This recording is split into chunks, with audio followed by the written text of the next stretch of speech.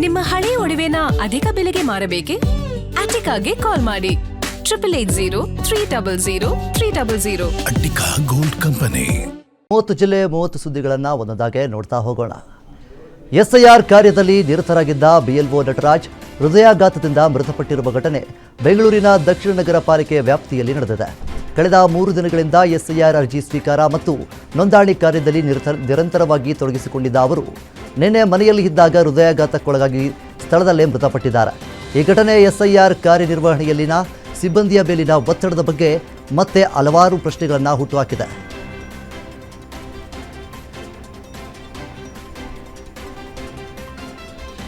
ಬೀದರ್ನಲ್ಲಿ ಮತಪಟ್ಟಿ ಪರಿಷ್ಕರಣೆ ಸರ್ವೆ ಕಾರ್ಯದ ವೇಳೆ ಬಿಎಲ್ಒ ಹೃದಯಾಘಾತದಿಂದ ಮೃತಪಟ್ಟಿರುವ ದುರ್ಘಟನೆ ನಡೆದಿದೆ. ಮೃತರನ್ನು 45 ವರ್ಷದ ಸುನೀಲ್ ಎಂದು ಗುರುತಿಸಲಾಗಿದೆ. ಬೀದರ್ ತಾಲೂಕಿನ ಅಮಲಾಪುರ ಗ್ರಾಮದ 33ನೇ ಬೂತ್ನಲ್ಲಿ ಮತ ಪರಿಷ್ಕರಣೆ ಸರ್ವೆ ನಡೆಸ್ತಾ ಇದ್ದ ವೇಳೆ ತೀವ್ರ ಎದೆನೋವು ಕಾಣಿಸಿಕೊಂಡು ಕುಸಿದು ಬಿದ್ದಿದ್ದಾರೆ. ಸ್ಥಳೀಯರು ತಕ್ಷಣ ಖಾಸಗಿ ಆಸ್ಪತ್ರೆಗೆ ದಾಖಲಿಸಿದ್ದು ಆಸ್ಪತ್ರೆಯಲ್ಲಿ ಚಿಕಿತ್ಸೆ ಫಲಕಾರಿಯಾಗದೆ ಮೃತಪಟ್ಟಿದ್ದಾರೆ. ಕಳೆದ ಹಲವು ದಿನಗಳಿಂದ ನಿರಂತರವಾಗಿ ಮತಪಟ್ಟಿ ಪರಿಷ್ಕರಣೆ ಕಾರ್ಯದಲ್ಲಿ ನಿರತರಾಗಿದ್ದ ಸುನೀಲ್ ತೀವ್ರ ಕೆಲಸದ ಒತ್ತಡವನ್ನು ಎದುರಿಸುತ್ತಾ ಇದ್ದಾರೆಂದು ತಿಳಿದುಬಂದಿದೆ.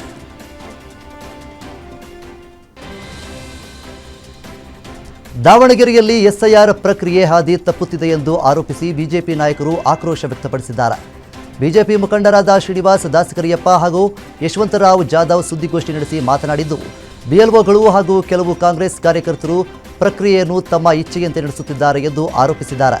ಚುನಾವಣಾ ಆಯೋಗದ ಆದೇಶವನ್ನು ಜಿಲ್ಲೆಯಲ್ಲಿ ಗಾಳಿಗೆ ತೂರಲಾಗಿದೆ ಎಂದು ಹೇಳಿದ ಅವರು, ಮನೆ ಮನೆಗೆ ತೆರಳಿ ಎನ್ಯುಮರೇಷನ್ ಫಾರಂ ಅನ್ನು ವಿತರಿಸಬೇಕಾದ ಪ್ರಕ್ರಿಯೆ ಸರಿಯಾಗಿ ನಡೆಯುತ್ತಿಲ್ಲ ಎಂದು ದೂರಿದ್ದಾರೆ.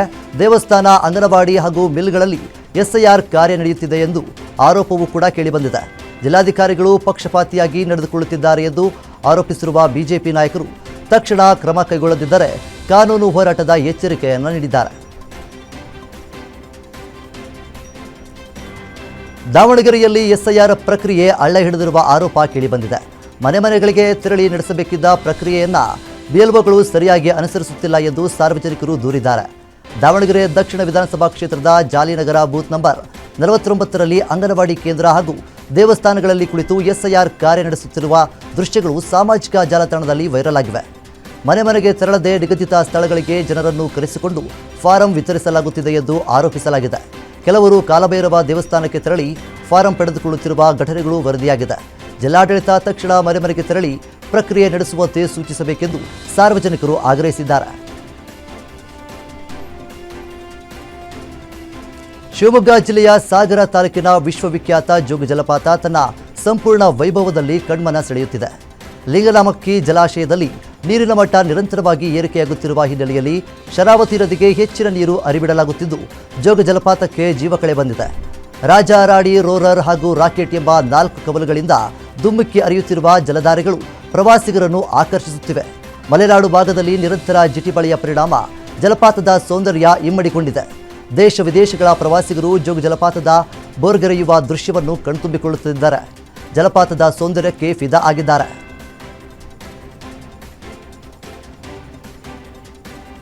ರಾಯಚೂರು ಜಿಲ್ಲೆಯಲ್ಲಿ ಮುಂಗಾರು ಕೈಕೊಟ್ಟಿದ್ದು ಮಳೆ ನಂಬಿ ಬಿತ್ತನೆ ಮಾಡಿದ ರೈತರು ಆತಂಕಕ್ಕೆ ಒಳಗಾಗಿದ್ದಾರೆ.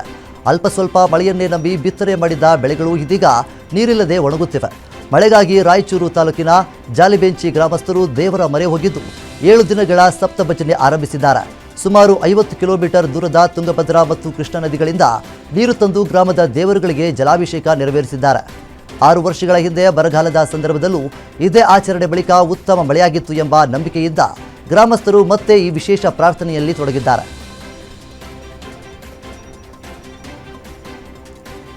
ರಾಜ್ಯದಲ್ಲಿ ಮುಂಗಾರು ಮಳೆ ಕೈಕೊಟ್ಟ ಹಿನ್ನೆಲೆಯಲ್ಲಿ ರೈತರು ಸಂಕಷ್ಟಕ್ಕೆ ಸಿಲುಕಿದ್ದಾರೆ. ಉತ್ತಮ ಮಳೆಯಾಗಲಿ, ವರುಣದೇವ ಕೃಪೆ ತೋರಲಿ ಎಂದು ಜನರು ದೇವರ ಮೊರೆ ಹೋಗಿದ್ದಾರೆ.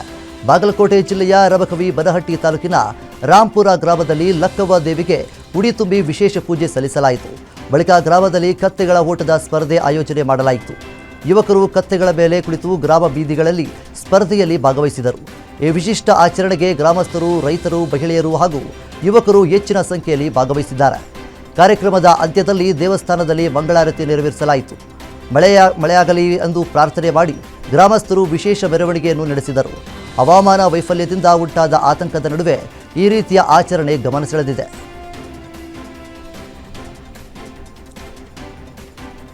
ಕಾಫಿನಾಡು ಚಿಕ್ಕಮಗಳೂರಿನಲ್ಲಿ ಗಾಳಿ ಸಹಿತ ಭಾರೀ ಮಳೆಯ ಅಬ್ಬರ ಮುಂದುವರೆದಿದೆ. ನಿರಂತರವಾಗಿ ಸುರಿಯುತ್ತಿರುವ ಧಾರಾಕಾರ ಮಳೆ ಜೊತೆಗೆ ವೇಗವಾದ ಗಾಳಿಯೂ ಬೀಸುತ್ತಿರುವುದರಿಂದ ಹಲವು ಕಡೆ ಹಾನಿ ಸಂಭವಿಸಿದೆ. ತ್ರಿಪುರ ಗ್ರಾಮದ ಸುಶೀಲಾ ಅವರ ಮನೆ ಹಾಗೂ ಮೋನಪ್ಪ ಅವರ ಕಾರು ಜಖಮ್ಮಾಗಿದೆ. ಕೋಳೂರು ಗ್ರಾಮದ ಸಿದ್ದಪ್ಪ ಅವರ ಮನೆ ಸಂಪೂರ್ಣವಾಗಿ ಹಾನಿಗೊಳಗಾಗಿದೆ. ಹಲವೆಡೆ ಬಿರುಗಾಳಿಗಳಿಗೆ ಮರಗಳು ನೆಲಕ್ಕುರುಳಿವೆ. ಘಟನೆಗಳು ಈಗ ವರದಿಯಾಗಿದೆ. ಅದೃಷ್ಟವಶಾತ್ ಇದುವರೆಗೂ ಯಾವುದೇ ಪ್ರಾಣಹಾನಿ ಸಂಭವಿಸಿಲ್ಲ. ಕಳೆದ 2 ದಿನಗಳಿಂದ ಮಲೆನಾಡು ಭಾಗದಲ್ಲಿ ಗಾಳಿ ಮತ್ತು ಮಳೆಯ ಅಬ್ಬರ ಮುಂದುವರೆದಿದ್ದು ಜನಜೀವನ ಅಸ್ತವ್ಯಸ್ತವಾಗಿದೆ. ಜುಲೈ ಆರಂಭದಲ್ಲೇ ಬೆಳಗಾವಿ ಜಿಲ್ಲೆಯಲ್ಲಿ ಮುಂಗಾರು ಮಳೆ ಚುರುಕುಗೊಂಡಿದ್ದು ರೈತರ ಮುಖದಲ್ಲಿ ಮಂದಹಾಸ ಮೂಡಿಸಿದೆ. ಚಿಕ್ಕೋಡಿ ಉಪವಿಭಾಗ ಸೇರಿದಂತೆ ಹುಕ್ಕೇರಿ, ನಿಪ್ಪಾಡಿ ಹಾಗೂ ಇತರೆ ತಾಲೂಕುಗಳಲ್ಲಿ ನಿನ್ನೆ ಬೆಳಗ್ಗೆಯಿಂದಲೇ ಮಳೆ ಆರಂಭವಾಗಿದೆ. ಸಪ್ತ ನದಿಗಳ ನಾಡಾದ ಬೆಳಗಾವಿಯಲ್ಲಿ ನೀರಿನ ಹಾಹಾಕಾರವಿದ್ದ ಸಂದರ್ಭದಲ್ಲೇ ಈಗ ಮಳೆಯ ಆಗಮನದಿಂದ ಪರಿಸ್ಥಿತಿ ಬದಲಾಗುತ್ತಿದೆ. ಮಹಾರಾಷ್ಟ್ರದ ಪಶ್ಚಿಮ ಘಟ್ಟ ಪ್ರದೇಶದಲ್ಲಿ ಮಳೆ ಚುರುಕಾಗಿರುವ ಹಿನ್ನೆಲೆಯಲ್ಲಿ ಘಟಪ್ರಭಾ, ಮಲಪ್ರಭಾ, ಹಿರಣ್ಯಕೇಶಿ ಹಾಗೂ ಕೃಷ್ಣಾ ನದಿಗಳಿಗೆ ನೀರಿನ ಹರಿವು ಹೆಚ್ಚಾಗಿದೆ. ಬತ್ತಿ ಹೋಗಿದ್ದ ನದಿಗಳಿಗೆ ಮತ್ತೆ ಜೀವಕಳೆ ಬಂದಂತಾಗಿದೆ ಎಂದು ಸ್ಥಳೀಯರು ತಿಳಿಸಿದ್ದಾರೆ. ಬೆಳಗಾವಿ ಜಿಲ್ಲೆಯಲ್ಲಿ ಘಟಪ್ರಭಾ ನದಿಯ ಪ್ರವಾಹ ತೀವ್ರಗೊಂಡಿದೆ. ಗೋಕಾಕ ತಾಲೂಕಿನ ವ್ಯಾಪ್ತಿಯಲ್ಲಿ ಸಿಂಗಳಾಪುರ ಗೋಕಾಕ ಸಂಪರ್ಕ ಕಲ್ಪಿಸುವ ಸೇತುವೆ ಸಂಪೂರ್ಣ ಜಲಾವೃತಗೊಂಡಿದೆ. ನದಿಗೆ ಹೆಚ್ಚುತ್ತಿರುವ ಒಳಹರಿವಿನ ಪರಿಣಾಮ ಕೆಳಹಂತದ ಸೇತುವೆ ಮೇಲೆ ನೀರು ಹರಿದು ಸಂಚಾರ ಸಂಪೂರ್ಣ ಸ್ಥಗಿತಗೊಂಡಿದೆ. ಪರಿಣಾಮವಾಗಿ ಸಿಂಗಳಾಪುರ ಹಾಗೂ ಗೋಕಾಕ ನಡುವಿನ ಸಂಪರ್ಕ ಕಡಿತವಾಗಿದೆ.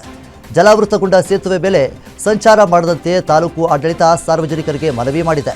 ಸ್ಥಳೀಯವಾಗಿ ಪ್ರವಾಹ ಭೀತಿ ಹಿನ್ನೆಲೆಯಲ್ಲಿ ನದಿ ತೀರದ ಗ್ರಾಮಗಳಲ್ಲಿ ಎಚ್ಚರಿಕೆ ಕ್ರಮಗಳನ್ನು ಕೈಗೊಳ್ಳಲು ಸೂಚಿಸಲಾಗಿದೆ.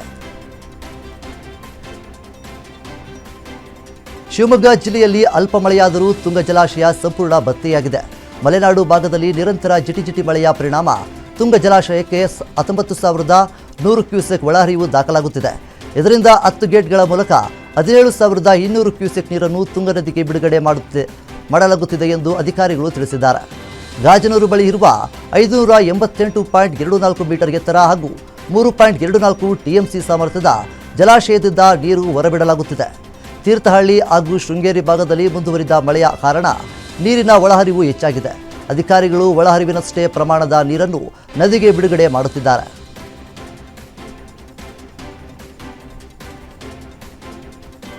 ಚಿತ್ರದುರ್ಗ ಜಿಲ್ಲೆ ಚಳ್ಳಕೆರೆ ನಗರದಲ್ಲಿ ಭಾರೀ ಗಾಳಿಯಿಂದ ಶಾಲೆಯ ಮೇಲ್ಛಾವಣಿ ಶೀಟ್ಗಳು ಧರೆಗೆ ಅಪ್ಪಳಿಸಿರುವಂತಹ ಘಟನೆ ನಡೆದಿದೆ. ಮೈರಾಡ್ ಕಾಲೋನಿಯ ಸರ್ಕಾರಿ ಕಿರಿಯ ಶಾಲೆ ಬಳಿ ಈ ಘಟನೆ ಸಂಭವಿಸಿದೆ. ತಾತ್ಕಾಲಿಕವಾಗಿ ನಿರ್ಮಿಸಿದ್ದ ಶಾಲಾ ಕಟ್ಟಡದ ಮೇಲ್ಛಾವಣಿಗೆ ಅಳವಡಿಸಿದ್ದ ಶೀಟ್ಗಳು ನಿರಂತರ ಗಾಳಿಗೆ ಸಿಡಿಲಾಗಿ ಕೆಳಗೆ ಬಿದ್ದಿವೆ. ಭಾನುವಾರ ರಜೆ ಇದ್ದ ಕಾರಣ ಶಾಲೆಯಲ್ಲಿ ಶಿಕ್ಷಕರು ಹಾಗೂ ವಿದ್ಯಾರ್ಥಿಗಳು ಇರಲಿಲ್ಲ. ಇದರ ಪರಿಣಾಮ ದೊಡ್ಡ ಅನಾಹುತ ತಪ್ಪಿದೆ. ಸ್ಥಳಕ್ಕೆ ಶಿಕ್ಷಣ ಇಲಾಖೆಯ ಅಧಿಕಾರಿಗಳು ಭೇಟಿ ನೀಡಿ ಪರಿಶೀಲನೆಯನ್ನು ನಡೆಸಿದ್ದಾರೆ. ಹಾಸನ ಜಿಲ್ಲೆಯ ಸಕಲೇಶಪುರದಲ್ಲಿ ಮೊದಲ ಮಳೆಯಲ್ಲೇ ತಡೆಗೋಡೆ ಕುಸಿದು ಆತಂಕ ಸೃಷ್ಟಿಯಾಗಿದೆ. ಡಾಲರ್ಸ್ ಕಾಲೋನಿಯ ಬಡಾವಣೆಯಲ್ಲಿ ನಿರ್ಮಿಸಿದ್ದ ಸುಮಾರು 25 ಅಡಿ ಎತ್ತರದ ಹಾಗೂ 150 ಮೀಟರ್ ಉದ್ದದ ತಡೆಗೋಡೆ ಭಾರೀ ಗಾಳಿ ಮಳೆಗೆ ಕುಸಿದಿದೆ. ಗೋಡೆ ಕುಸಿತದಿಂದ ಮಧು ಹಾಗೂ ಅಬ್ದುಲ್ ಮನಾಫ್ ಎಂಬುವರ 2 ಮನೆಗಳಿಗೆ ಹಾನಿಯಾಗಿದೆ. ಮನೆಯೊಳಗೆ ಮಲಗಿದ್ದವರು ಭಾರೀ ಶಬ್ದ ಕೇಳುತ್ತಿದ್ದಂತೆ ಹೊರಗೆ ಓಡಿ ಬಂದಿದ್ದು ಅದೃಷ್ಟವಶಾತ್ ಪ್ರಾಣಾಪಾಯದಿಂದ ಪಾರಾಗಿದ್ದಾರೆ. ಕಳಪೆ ಕಾಮಗಾರಿಗೆ ಗೋಡೆ ಕುಸಿತಕ್ಕೆ ಕಾರಣ ಎಂಬ ಆರೋಪ ಕೇಳಿಬಂದಿದೆ. ಮಾಹಿತಿ ತಿಳಿಯುತ್ತಾ ಇದ್ದಂತೆ ಸ್ಥಳೀಯ ಶಾಸಕ ಸಿಮೆಂಟ್ ಮಂಜು ಹಾಗೂ ತಹಶೀಲ್ದಾರ್ ಸುಪ್ರೀತ್ ಸ್ಥಳಕ್ಕೆ ಭೇಟಿ ನೀಡಿ ಪರಿಶೀಲನೆಯನ್ನು ನಡೆಸಿದ್ದಾರೆ. ಸಕಲೇಶಪುರ ನಗರ ಠಾಣಾ ವ್ಯಾಪ್ತಿಯಲ್ಲಿ ಪ್ರಕರಣ ದಾಖಲಾಗಿದೆ. ಚಿಕ್ಕಬಳ್ಳಾಪುರ ಜಿಲ್ಲೆಯಲ್ಲಿ ಅನುಮಾನದ ಬೆಂಕಿಗೆ ಮತ್ತೊಂದು ಬಲಿ ಬಿದ್ದಿದೆ. ಮಂಚೇನಹಳ್ಳಿ ತಾಲೂಕಿನ ಬೀಡಗಾನಹಳ್ಳಿ ಗ್ರಾಮದಲ್ಲಿ ಪತಿ ವೆಂಕಟೇಶ್ ತನ್ನ 24 ವರ್ಷದ ಪತ್ನಿ ಪವಿತ್ರಳನ್ನ ಹತ್ಯೆ ಮಾಡಿದ ಆರೋಪ ಕೇಳಿಬಂದಿದೆ.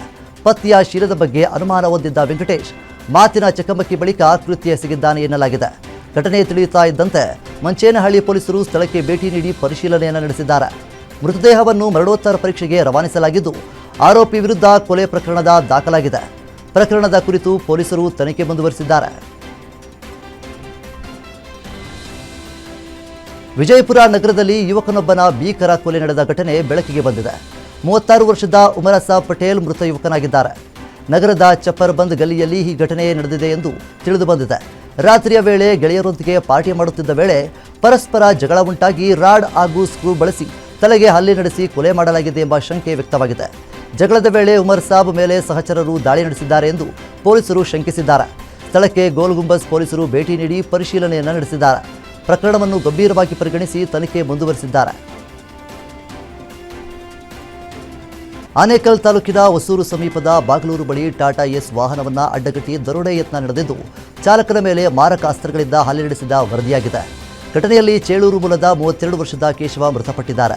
ಪೋರ್ಟಲ್ ಆ್ಯಪ್ ಮೂಲಕ ಬಾಡಿಗೆ ಸಾಗಾಟ ಮಾಡುತ್ತಿದ್ದ ಕೇಶವ ನಿನ್ನೆ ರಾತ್ರಿ ತಮ್ಮನ ಮೋಹನ್ ಜೊತೆ ಸರಕು ಸಾಗಿಸಿ ಮಾರ್ಗ ಮಧ್ಯೆ ವಿಶ್ರಾಂತಿಗೆ ನಿಂತಿದ್ದರು ಎಂದು ತಿಳಿದುಬಂದಿದೆ.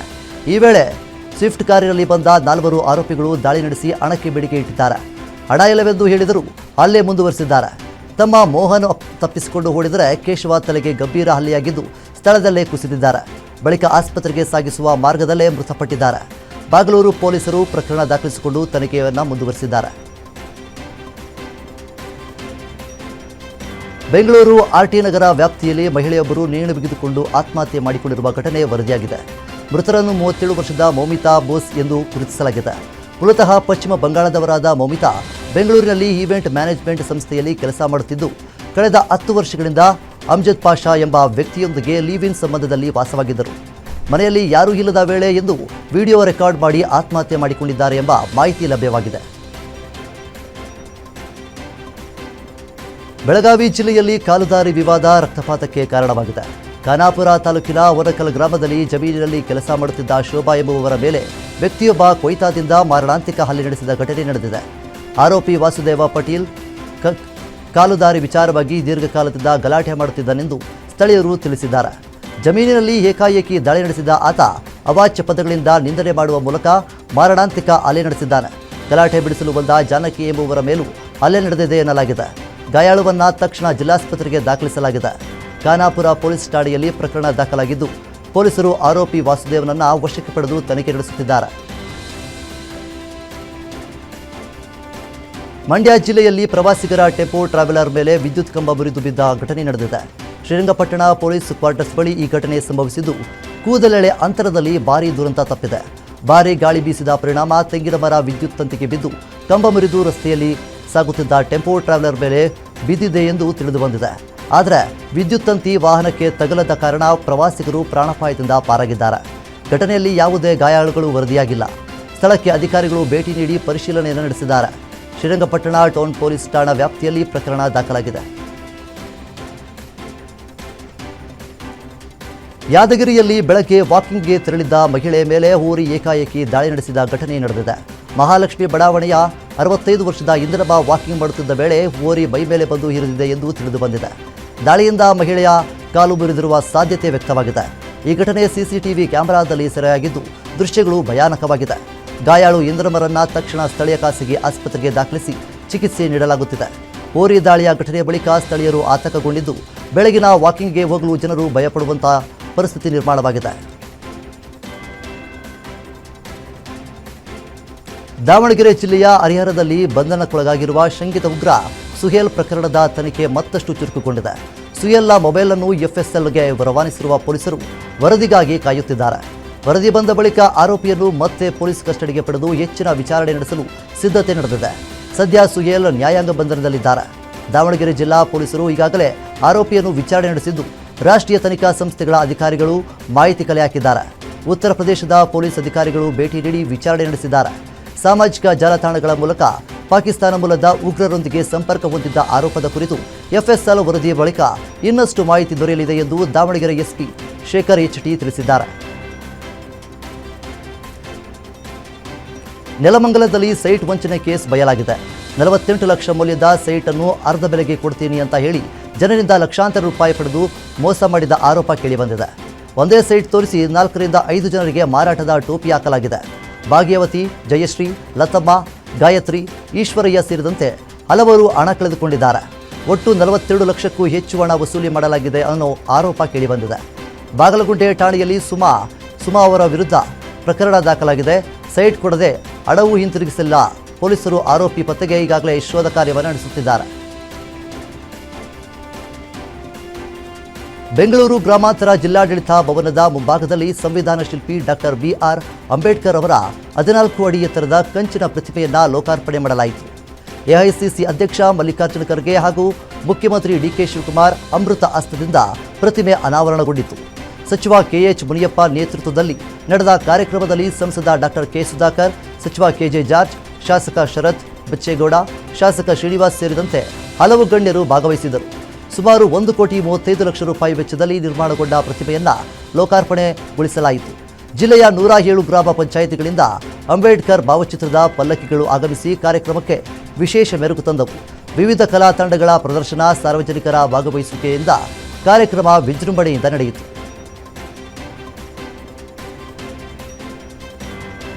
ಮೈಸೂರಿನ ನಾಗರಹೊಳೆ ಅರಣ್ಯದ ಕಬಿನಿ ಹಿನ್ನೀರಿನಲ್ಲಿ ಹುಲಿರಾಯನ ಅದ್ಭುತ ಪ್ರದರ್ಶನ ಪ್ರವಾಸಿಗರ ಮನಸೂರೆಗೊಂಡಿದೆ. ದಮ್ಮನಕಟ್ಟೆ ಭಾಗದಲ್ಲಿ ಜಿಟಿ ಮಳೆಯ ನಡುವೆಯೇ ಕೆರೆಯಲ್ಲಿ ಆರಾಮವಾಗಿ ಕುಳಿತಿದ್ದ ಹುಲಿ ಸಫಾರಿಗೆ ತೆರಳಿದ್ದವರಿಗೆ ಬಿಂದಾಸ್ ಪೋಸ್ ನೀಡಿದೆ. ಕೆಲವೊತ್ತು ಅಲ್ಲೇ ನಿಂತು ಸುತ್ತಮುತ್ತ ನೋಡಿದ ಹುಲಿಯ ದೃಶ್ಯ ಕ್ಯಾಮೆರಾಗಳಲ್ಲಿ ಸೆರೆಯಾಗಿದೆ. ಹುಲಿಯನ್ನು ಕಣ್ತುಂಬಿಕೊಂಡ ಪ್ರವಾಸಿಗರು ಫೋಟೋ ಮತ್ತು ವಿಡಿಯೋಗಳನ್ನು ಸೆರೆ ಹಿಡಿದು ಖುಷಿಪಟ್ಟಿದ್ದಾರೆ. ಕಬಿನಿ ಹಿನ್ನೀರಿನಲ್ಲಿ ಇಂತಹ ಅಪರೂಪದ ದರ್ಶನ ಸಿಕ್ಕಿದ್ದು ಸಫಾರಿ ಪ್ರವಾಸಿಗರಿಗೆ ವಿಶೇಷ ಅನುಭವವಾಗಿ ಪರಿಗಣಿಸಿದೆ. ಮಳೆಯ ನಡುವಿನ ಹುಲಿರಾಯನ ರಾಯಲ್ ಎಂಟ್ರಿ ಇದೀಗ ಎಲ್ಲರ ಗಮನವನ್ನು ಸೆಳೆಯುತ್ತಿದೆ. ಉತ್ತರ ಕನ್ನಡ ಜಿಲ್ಲೆಯ ಭಟ್ಕಳದಲ್ಲಿ ಮಂಕಿ ಪೊಲೀಸ್ ಠಾಣೆಯ ಪಿಎಸ್ಐ ಅಭಿನಂದನ್ ಅವರನ್ನು ಪೋಕ್ಸೋ ಪ್ರಕರಣದಡಿ ಬಂಧಿಸಲಾಗಿದೆ. ಭಟ್ಕಳ ನಗರ ಠಾಣೆ ಪೊಲೀಸರು ಅವರನ್ನು ವಶಕ್ಕೆ ಪಡೆದಿದ್ದು, ಯಲ್ಲಾಪುರ ಮೂಲದ ಅಪ್ರಾಪ್ತ ಬಾಲಕಿಗೆ ಲೈಂಗಿಕ ಕಿರುಕುಳ ನೀಡಿದ ಆರೋಪ ಕೇಳಿಬಂದಿದೆ. ಅಪ್ರಾಪ್ತೆ ನೀಡಿದ ದೂರಿನ ಆಧಾರದ ಮೇಲೆ ಪ್ರಕರಣ ದಾಖಲಾಗಿದ್ದು, ತನಿಖೆ ಚುರುಕುಗೊಂಡಿದೆ ಎಂದು ಪೊಲೀಸರು ತಿಳಿಸಿದ್ದಾರೆ. ಪ್ರಕರಣದ ಹಿನ್ನೆಲೆಯಲ್ಲಿ ಆರೋಪಿಯನ್ನು ಬಂಧಿಸಿ ಮುಂದಿನ ಕಾನೂನು ಕ್ರಮ ಕೈಗೊಳ್ಳಲಾಗುತ್ತಿದೆ ಎಂದು ತಿಳಿದುಬಂದಿದೆ. ಧಾರವಾಡ ಜಿಲ್ಲೆಯಲ್ಲಿ ಮಳೆಯ ಕೊರತೆ ಮುಂದುವರಿದ ಹಿನ್ನೆಲೆ ಮೋಡ ಬಿತ್ತನೆ ನಡೆಸುವಂತೆ ಶಾಸಕರು ಸರ್ಕಾರಕ್ಕೆ ಆಗ್ರಹಿಸಿದ್ದಾರೆ. ಶಾಸಕ ಎನ್ಎಚ್ ಕೋನರೆಡ್ಡಿ ಅವರು ಮುಖ್ಯಮಂತ್ರಿ ಡಿಕೆ ಶಿವಕುಮಾರ್ ಅವರಿಗೆ ಪತ್ರ ಬರೆದು ತಕ್ಷಣ ಕ್ರಮ ಕೈಗೊಳ್ಳುವಂತೆ ಮನವಿ ಮಾಡಿದ್ದಾರೆ. ರೈತರು ಈಗಾಗಲೇ ಬಿತ್ತನೆ ಕಾರ್ಯ ಪೂರ್ಣಗೊಳಿಸಿರುವುದರಿಂದ ಬೆಳೆ ಉಳಿಸಿಕೊಳ್ಳಲು ಮಳೆಯ ಅವಶ್ಯಕತೆ ಹೆಚ್ಚಾಗಿದೆ ಎಂದು ಅವರು ತಿಳಿಸಿದ್ದಾರೆ. ಸಿಎಂ ಹಾಗೂ ಜಿಲ್ಲಾ ಉಸ್ತುವಾರಿ ಸಚಿವ ಸತೀಶ್ ಜಾರಕಿಹೊಳಿ ಅವರಿಗೂ ಮನವಿ ಸಲ್ಲಿಸಲಾಗಿದೆ. ಈಗಾಗಲೇ ಹಾವೇರಿಯಲ್ಲಿ ಮೋಡ ಬಿತ್ತನೆಗೆ ಸರ್ಕಾರ ಒಪ್ಪಿಗೆ ನೀಡಿರುವ ಹಿನ್ನೆಲೆಯಲ್ಲಿ ಧಾರವಾಡದಲ್ಲಿಯೂ ಅದೇ ರೀತಿಯ ಕ್ರಮ ಕೈಗೊಳ್ಳುವಂತೆ ಶಾಸಕರು ಒತ್ತಾಯಿಸಿದ್ದಾರೆ.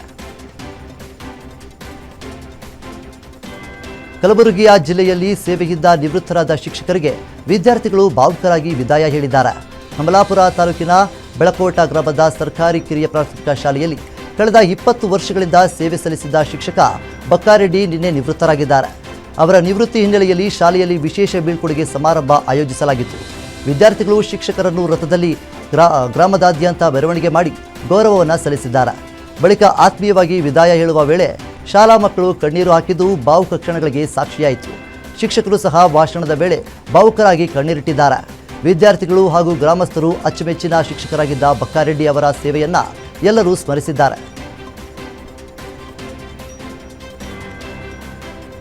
ಮಂಡ್ಯ ಜಿಲ್ಲೆ ಕೆಆರ್ಪೇಟೆ ತಾಲೂಕಿನ ಬುಕನಕೆರೆ ಹುಟ್ಟೂರಿಗೆ ಮಾಜಿ ಮುಖ್ಯಮಂತ್ರಿ ಬಿಎಸ್ ಯಡಿಯೂರಪ್ಪ ಭೇಟಿ ನೀಡಿದ್ದಾರೆ. ತಮ್ಮ ಮನೆ ದೇವರಾದ ಗವಿಮಠದ ಸ್ವತಂತ್ರ ಸಿದ್ಧಲಿಂಗೇಶ್ವರ ದೇವಸ್ಥಾನಕ್ಕೆ ತೆರಳಿ ವಿಶೇಷ ಪೂಜೆಯನ್ನು ಸಲ್ಲಿಸಿ ದೇವರ ದರ್ಶನವನ್ನು ಪಡೆದಿದ್ದಾರೆ ಎಂದು ತಿಳಿದುಬಂದಿದೆ. ಖಾಸಗಿ ಹಾಗೂ ಧಾರ್ಮಿಕ ಕಾರ್ಯಕ್ರಮದ ಹಿನ್ನೆಲೆಯಲ್ಲಿ ಹುಟ್ಟೂರಿಗೆ ಆಗಮಿಸಿರುವ ಬಿಎಸ್ವೈ ಅವರಿಗೆ ಗ್ರಾಮದಲ್ಲಿ ಭವ್ಯ ಸ್ವಾಗತ ನೀಡಲಾಗಿದೆ. ಮಾಜಿ ಸಚಿವ ನಾರಾಯಣಗೌಡ ಸೇರಿದಂತೆ ಸ್ಥಳೀಯ ನಾಯಕರು ಅವರನ್ನು ಆತ್ಮೀಯವಾಗಿ ಬರಮಾಡಿಕೊಂಡಿದ್ದಾರೆ.